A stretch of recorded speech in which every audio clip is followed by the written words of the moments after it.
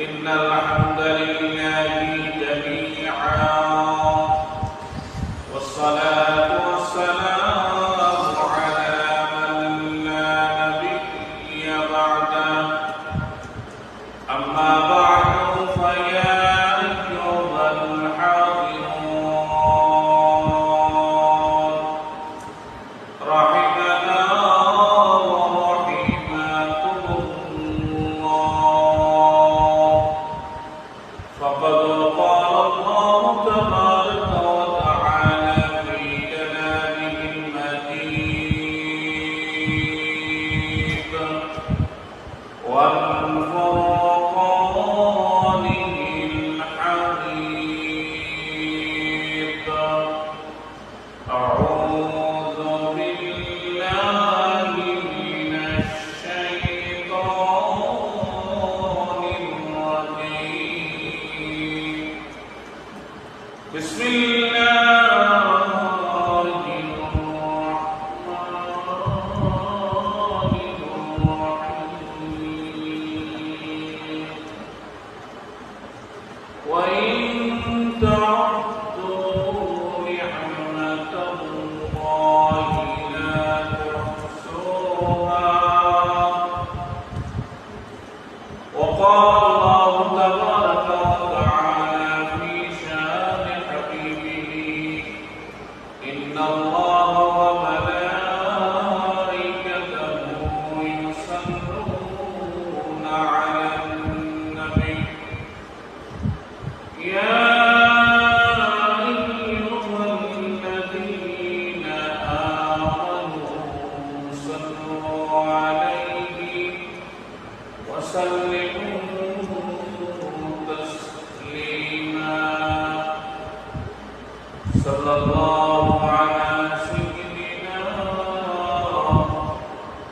ومولانا محمد وعلى آله وصحبه وسلم صلى الله على سيدنا ومولانا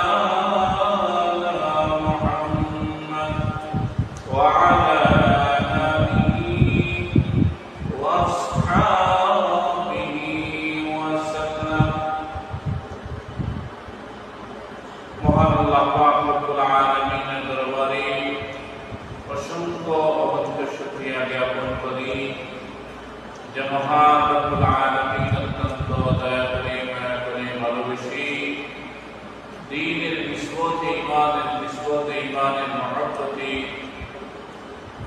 পবিত্র জুমআর নামাজ আদায়ের নিমিত্তে দুনিয়ার ঝামেলা থেকে মুক্ত করে দুনিয়ার অসংখ্য অবৈধ মানুষ থেকে বাছাই করে আমাদেরকে পবিত্র মসজিদে আসবার বসবার কোরআন থেকে কথা বলবার শুনবার আল্লাহ যে সুযোগ করে দিয়েছেন এজন্য মহান মালিকের দরবারে কালিমাতুশ শুকর আদায় করে বলি আলহামদুলিল্লাহ। আমি আপনাদের সামনে পবিত্র কালামে একখানা আয়াতের অংশ তেলাওয়াত করেছি। রাসূল পাক সাল্লাল্লাহু আলাইহি ওয়াসাল্লামের শানে একখানা আয়াত করেছি। আয়াতের আলোকে অতি সংক্ষেপে কিছু আলোচনা আপনাদের সামনে পেশ করার চেষ্টা করব। ওয়া মা তাওফীকী ইল্লা বিল্লাহ। আল্লাহ পাক রব্বুল আলামিন এই দুনিয়াতে আমাদেরকে আল্লাহর ইবাদতের জন্য আল্লাহ পাঠাইছেন এবং আল্লাহর ইবাদত করার জন্য আল্লাহ পাক রব্বুল আলামিন আমাদেরকে এই দুনিয়াতে যাতে সঠিকভাবে আমরা আল্লাহর ইবাদত বন্দেগী করতে পারি এজন্য দুনিয়ার অসংখ্য অগণিত নাজ নিয়ামত আল্লাহ আমাদেরকে দান করেছে। আল্লাহ কোরআন শরীফের মধ্যে বলে وإن تعدوا نعمة الله لا تحصوها আল্লাহ পাক রব্বুল আলামিন বলেন, আমি তোমাদেরকে যে নিয়ামত দান করেছি এই নিয়ামতগুলো তোমরা গণনা করে শেষ করতে পারবে না। আল্লাহ যত নিয়ামত আমাদেরকে দান করেছে এই নিয়ামত কখনো গণনা করে শেষ করতে পারবো না। আল্লাহ রব্বুল আলামিন একজন মানুষের দেহে যে পরিমাণ নিয়ামত দান করেছেন এই নিয়ামত তামাম পৃথিবী বিক্রি করে দিলেও একজন মানুষের দেহে যে নিয়ামতগুলো সেই নিয়ামতের মূল্য হবে না। বিগত 2-3 বছর আগে আমাদের দেশে এবং বিশ্বের বিভিন্ন দেশে যে একটা রোগ এসেছিল, যে রোগকে বলা হয় করোনা ভাইরাস। এই করোনা ভাইরাসের যে রোগটা এসেছিল তখনকার সময় জাপানে একটি হসপিটালে একজন মহিলা ভর্তি হয়েছিল।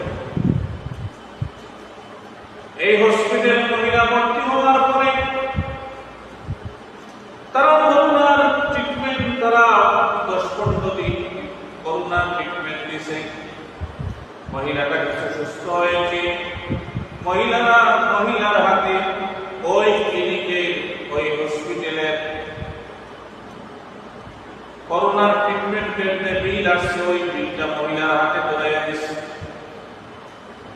মহিলা ওই করোনার ট্রিটমেন্টের চিকিৎসার বিলটা যখন হাতে দিছে দেখে বিল 10 লাখ টাকা।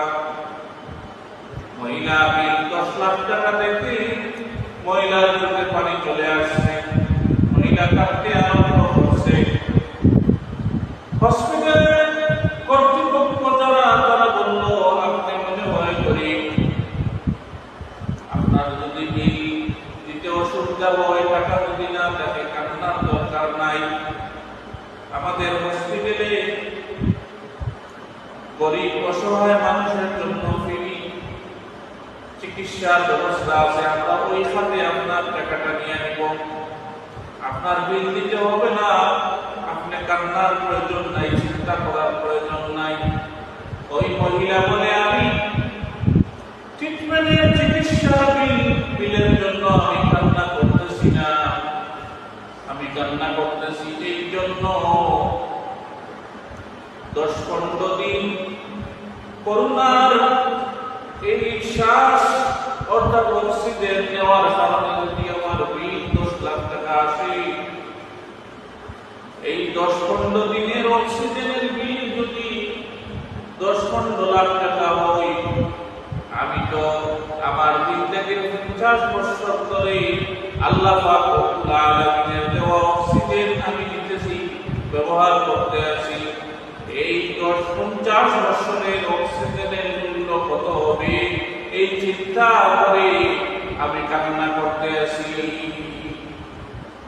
আল্লাহ পাক রব্বুল আলামিন যে একটা অক্সিজেন শ্বাস প্রশ্বাসের সাথে যে অক্সিজেন আদান প্রদান হইতেছে, এই অক্সিজেনের মূল্য যদি আল্লাহ আমাদের কাছ থেকে নিতেন, আমাদের যদি দেওয়া লাগতো, তাহলে কত লক্ষ কোটি কোটি টাকা আমাদের বিল দেওয়া লাগতো।